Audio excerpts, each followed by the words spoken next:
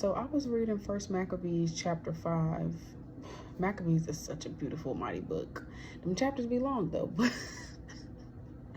But hey, it's worth the read. All praise to the Most High. But I was reading First Maccabees chapter 5.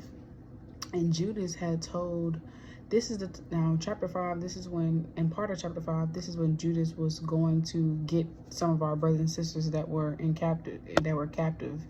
And he split up with Jonathan, and Simon went another way. This is verse 55. Now, what time is Judas and Jonathan were in the land of Gilead, and Simon his brother in Galilee before Ptolemais. I don't know if I said that right, but so Judas and Jonathan were in one area, and Simon was in another area. And this is the time when it was going to again get our people back. They were captive. This is the time of war. Judas was warring, making war and whooping everybody. But in verse 18, he left Zacharias and Azarias captains of the people. He left them in charge and told them, look, verse 19, see that you make not war against the heathen until the time that will come again. So giving y'all context, he told them, don't go against the heathen. Don't do it. Now tell me why. Keep watching. Before I say anything else, I want to read the account to put it in full perspective. Starting at verse number 55. Again, now what time is Judas and Jonathan were in the land of Gilead, and Simon his brother in Galilee before Ptolemais.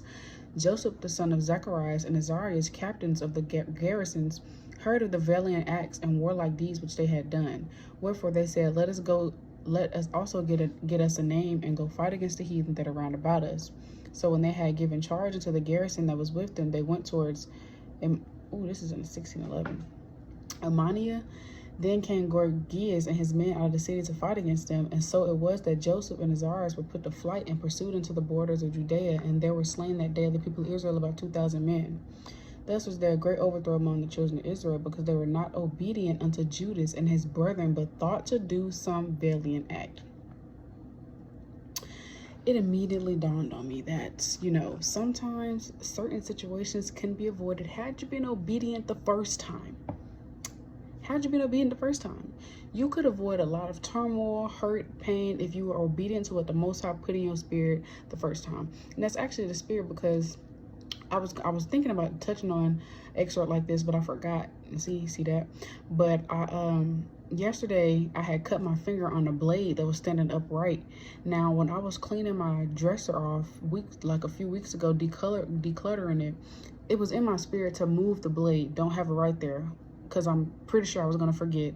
It was in my spirit, move it. So, if you're moving around, you forget the blade right there, you want to cut yourself. Well, I didn't listen to what was in my spirit. Fast forward to yesterday night, I'm putting up a hair pick, and I totally forgot the blade was existent. Totally forgot it was right there. And instead of I'm putting the pick up, my finger lands on the blade upright. Now, this is not a regular random razor blade. It's like a box cutter type blade.